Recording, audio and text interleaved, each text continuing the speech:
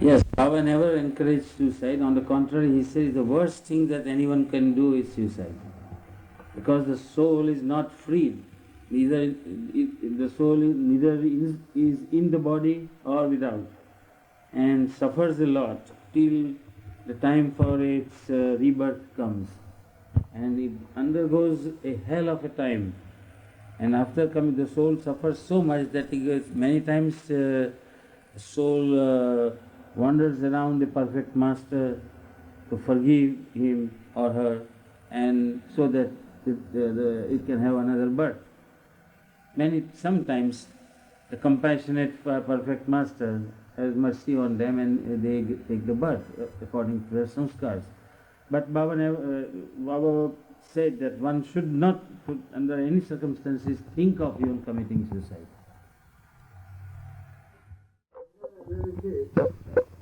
Baba says that everything happens as he wills it.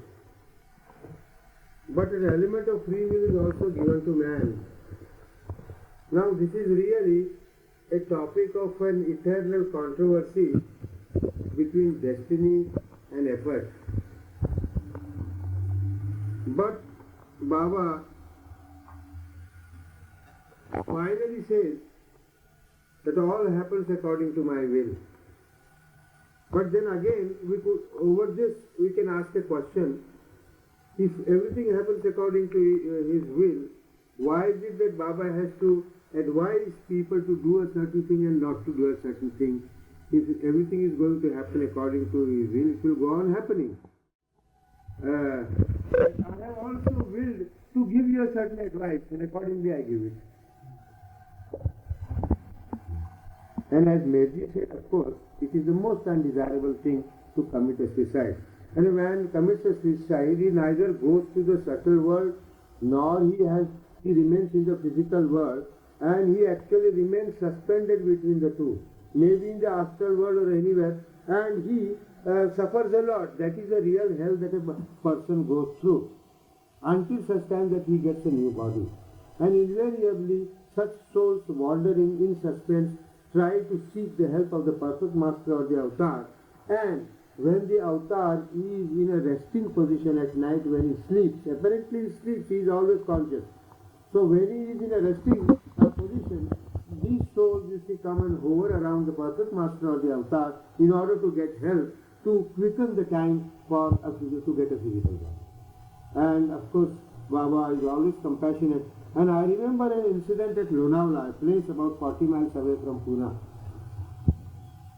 There is a bungalow in Lonavala where people would really not dare to stay, because at night certain noises were heard, certain things happened at night.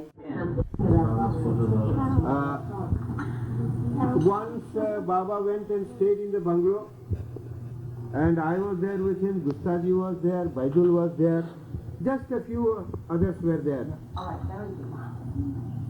I was asked to keep the watch the whole night near Baba. Baba always had somebody as a watch the whole night, every day. So, in the middle of the night, things happened which I could not really imagine. I heard certain noises, and the wall of the house, the compound wall, somebody I could not see, just I felt that somebody was hitting with his fist on the wall and making a big noise. And Baba had of course warned me not to get away from him, and to be as near as possible, and under no circumstances to doze off or to sleep. Another thing we noticed was that all the water taps were closed by Gustaji before he slept. And in the morning we saw that all the water taps, somebody had opened it, and we did not know how anybody could have done that. You see, in the morning we asked Baba about all this phenomena, and he said, there is a person, probably he committed a suicide, and his soul was hovering around that house, and Baba had given himself a special appointment to go and live there, in order to effect his release. And later on we heard that of course the disturbance that was created at night by a certain spirit is completely gone, and that house has become free of free of the spirit.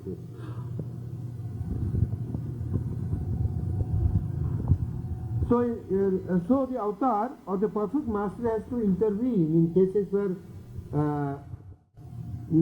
suicide are committed, and if no intervention or help like this comes in, then the spirit has to pass through the time as if was in the physical body and met with a natural death. All that time he passes through, he has to suffer a lot, and when he gets, of course, another physical body, then he's fairly on his way, a natural way towards the further development of his soul. That's all.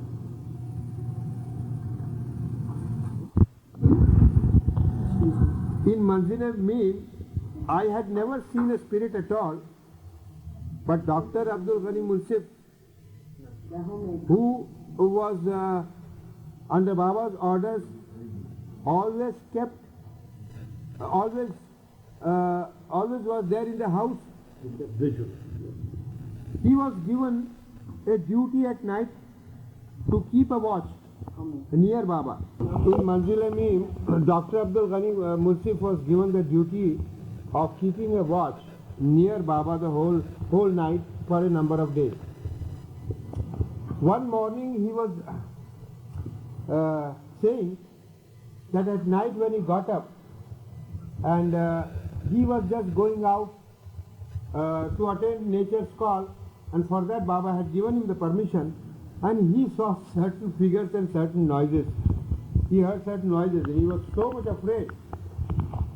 But he immediately, without attending to his personal thing, he came back running near Baba and just kept himself pinned down to the place until morning. And when Baba got up, he said, Baba, last night I was terribly frightened, having seen something and having heard certain noises. So Baba told him, you fool, you should not be afraid of this at all. I am here and nobody is going to do anything and you will not be at all harmed. But you should be careful to see that you keep yourself near me as much as possible. That's all. Fully convinced that he would not be harmed even if he were to see that spirit over and over again. Well, aren't we leaving something out? I don't know. Well, Pendu relates the fact that he was also in the Manzil-e-Meem, and what happened was they would hear this pounding during the night out in the garden, and when they came they found that the garden was all ready and prepared, you know, for planting, and that it had been done by these spirits, you see. And they wanted to know why these spirits were present, and the fact that they existed also. And Baba said these are the spirits that they're looking to be emancipated from their astral journeying on the earth, working off their gross impressions, and they wanted to be released. So they thought by doing a good turn for the avatar, you know, for the master, they would be released. And this is showing, this was one means of showing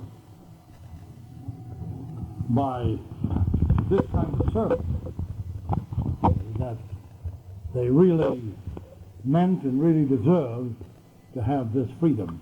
That's all. But are you sure that this took place at Manzil-e-Meem or somewhere else? Manzil-e-Meem, Pendu. Well, I will relate the story about Meherjee. Meherjee? Yes. Go ahead. It was the period 1927-28. Now, every night I used to hear the noise of big procession going with trumpets blowing and drums beating, and just as they do in India. Big noises, get up, there is nothing. So once I questioned Baba. It was the period of ashram school in 1927-28, when I was staying on the hill with the boys, and Baba was in the seclusion there, in the cabin. No, every night some strange noises, not just a noise of a procession with drums beating and bugles blowing. It was a big noise. I would come out of the room and see there was nothing to be seen except some strange hurricane lights, kerosene lamp lights, something like that.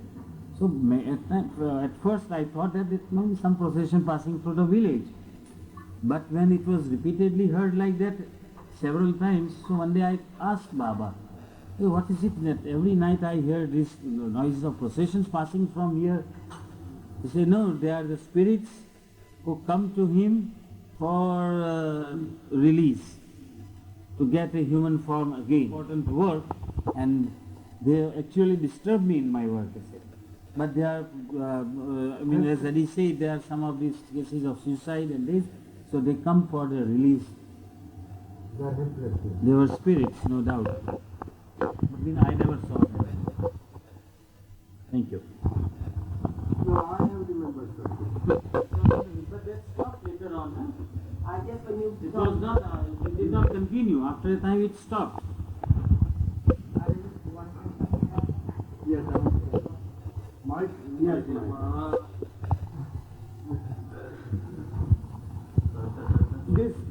This reminds me of a different story altogether. Although it doesn't deal with a spirit, but it deals with a yogi. Very good.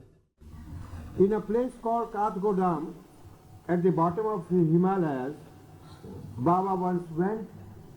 I was there with him, Gustaji was there, Baidul was there, and Karkaria. Only 4 of us were there. A small house was hired under beautiful natural surroundings, and right in front of us at a distance of about, say, a mile, there was a big mountain, a very high hill.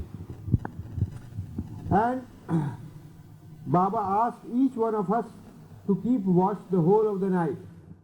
The first night, Gustaji kept a watch. In the morning, he started saying things about his having seen some ball of light on the top of the mountain, a moving light. And when he was relating the incident in presence of Baba, I said, "Baba, Gustaji is gone goofy or mad, I do not know. What is that light he has seen on the top of the hill? I really cannot imagine." Baba just grinned and did not say anything at all. The next day, I think it was Baidul or Karkaria, he started saying almost a similar story about the light being seen. I did not believe at all. Baba did not say anything about it. My turn came to keep the night watch, and I saw really a very wonderful thing, and all my misgivings disappeared completely. You see, after midnight I saw a ball of light on the top of the hill, straight moving, as if some man was carrying a very bright lantern in his hand, and as he walked, you see, the light moved along with it. And I was gazing at it for a few minutes until the light completely disappeared. I was very curious about it. In the morning I asked Baba, I said, all what Gustaji and others saw was really true, because I too saw with my own eyes a ball of light moving on the top of the hill. Baba says, yes, there is a yogi over there. But I said, what could that light really be? I do not understand. Baba says, you will not understand, but there is a light, and it is because of that yogi you are able to see that light. Probably the yogi was of what maybe of a higher state of consciousness, or not very high, I do not know, I couldn't say, and Baba did not precisely tell us as to what stage he belonged to. There was another story that I heard about the yogi from the town people. They said that the yogi has his own place over there in a cave, and that cave every day is cleaned by a tiger who comes along and cleans the ground of the cave with his tail. But Baba said nothing about it, and I do not know whether the story that went round the town and I heard it was really true. That's all. Baba was the first inventor of the flying saucer. Are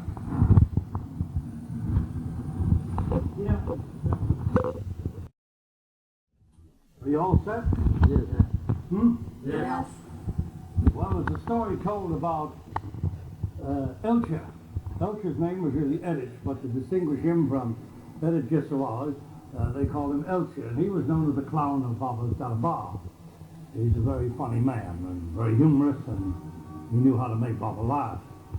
And one day he comes trooping into the camp, as it were, telling Baba that at such and such a town, so many miles away, there was a tiger that would come in every night and sweep the floor of the temple with his tail. And that's how the temple floor was cleaned. And Edith tells how he bent his head down very low as if he didn't want to be seen, because it meant that the chore would be given to him to go out on this silly wild goose chase that Elche was cooking up for him, as it were. Go. Had just returned from a very fatiguing chore that Baba had sent him on, and he was very reluctant to make this investigation. So Baba said, Edith, did you hear the tale that Elcher is talking about? And Edith was very quiet. Well, that would be very interesting to investigate a thing like that, wouldn't it, Baba intimated. And Edith still said, just simply frowned and shook his head a bit and said, well, I think it would be a very good idea for you to take your bicycle and go out and investigate this tale. He would like to know if this were true. So Edith had to mount his bicycle and go a distance of about 20 or 30 miles and make the investigation. He went about a town questioning whether or not this were true. He even spoke to the Pujari, the one that takes care of the temple, finding out whether or not a tiger really came at night and swept the floor with his tail. And he found it all to be a cock and bull story, as he thought from the very beginning. So on the way back, he was so awfully tired, he found a little culvert, and he tied the bicycle to his wrist, as it were, and he went to sleep. He took a little nap. And about 2-3 hours later, he awoke and he got back to Baba a little later than expected, and Baba wanted to know what had happened. And he told him it was a cock and bull story, that he shouldn't have gone on this wild goose chase in the first place. And Baba wanted to know what took him so long. He said he was so tired, so dog-tired, that he had to just take a nap on the road, see. And that was the end of the story of the tiger that didn't sweep the floor with his tail. Now, why would Baba have sent Edith on such a wild goose chase? I think it's another illustration of Baba trying to smash the ego of his Mandali so that he can make them better fit to be the slave of the avatar. The Mandali, in order to be fit for work for the avatar, had to respond to every wish of the master, irrespective of whether you think it is a cock and bull story that you're to investigate or something that's genuine. So long as Baba indicated that you must go, you must obey, irrespective of what you thought of it. Because the objective is to be pulverized to dust at the feet of the perfect master. And then, only then, Baba said, one can be raised to that highest state, which is self-realization.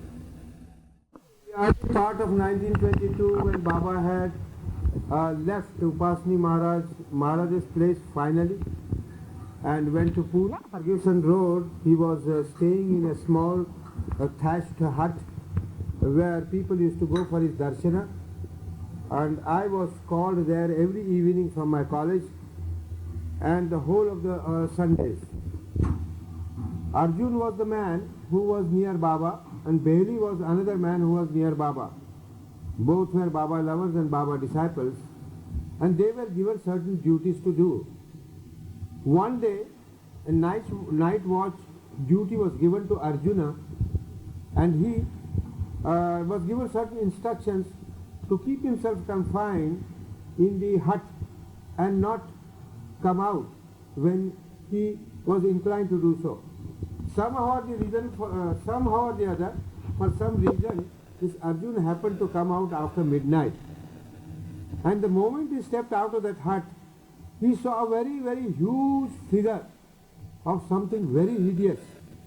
And he was so terrified with the sight of it that he almost lost consciousness on the spot. He actually did not become unconscious, but the fright gave the feeling of having become unconscious. Later on it was found that he fell ill and was affected with jaundice. And of course Baba was there, and Baba told him that you should have obeyed my instructions and not gone out of the hut, since I had asked you to keep yourself confined and keep awake, but inside the hut and not outside the hut. See, that illness persisted, and he kept ill for a very, very long time. And after many years, after the period of Manzil-e-Meem, and many years after the period of Meherabad, Baba happened to go to Lonavala, and there Arjuna died. And he died of the same disease that he had contracted, namely jaundice, after he became very frightened, having seen that hideous figure, having not obeyed Baba's instructions which were given to him. That's it. So in other words, when you disobey Baba, he doesn't stand you Well, he is very compassionate, the lesson. but things that are to happen really do happen, and I am inclined to think that Baba probably wanted him to go through that experience for his own good, and we do not, the ways of the avatar are really unfathomable, and we do not know, in spite of the warnings that he gives, you see, things do happen, and it is nothing but if he has established for himself an ideal of loving Baba and obeying Baba, keeping that in view all the time, he should do other things. He should not act or behave in the world in a manner which will jeopardize his ideal, jeopardize his services or his love for the one whom he has accepted as his master and God. Then he has to adjust himself as the circumstances demand.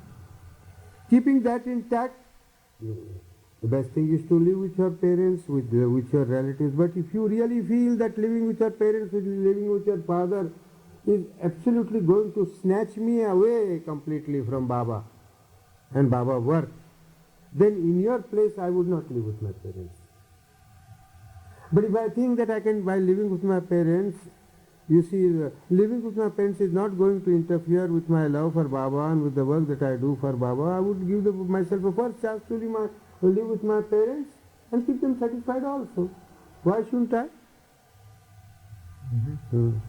So let's say if one is at a distance then from their parents because they feel that they cannot really get that well along with them, how should their attitude be then, even though they are... Not getting along with them, of course, this situation is brought up by the differences in temperament. It is one thing. You see, if this disparity is created just by the mere fact that there is a gross interference in your life of loving Baba and doing Baba's work, then in your place I would not live with my parents. But if it is really not going to interfere at all, only you feel the interference because of the temperamental differences, then I will try to adjust with my parents as much as I can. Because in my life also, in the beginning, my father did not accept Baba as I had done and as my mother Gulmai had done, you see. But I didn't think of giving him up. Times did come when I thought of giving him up, but then I tried to analyze the whole situation and I found out that in spite of the little resistance that my father creates, it really does not interfere in my loving Baba and doing his work. I didn't mind, I stayed with him. Yes, so as far as how does Baba like the attitude, the personal attitude towards one's parents to be kind, to be Should they still The be loving? attitude not only towards one's parents, of course one is obliged by natural circumstances to be very kind and obedient to an extent with the parents and also to other human beings. And why should not be one kind to the parents? Greatest doctor is he who gives you the treatment without the least pains and cures you of your disease, which you carry down from ages past. Baba presented before me all the conditions which I had to accept or not accept before joining the new life. And having heard fully Baba as to what those conditions were, I decided to myself to join the new life after accepting all those conditions. That is all. We were not used to walking long distances.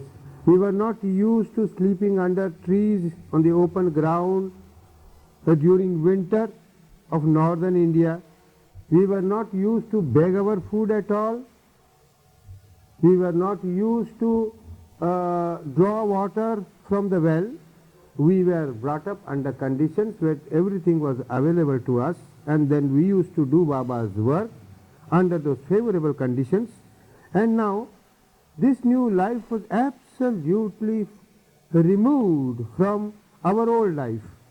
And the life itself became so difficult to walk distances.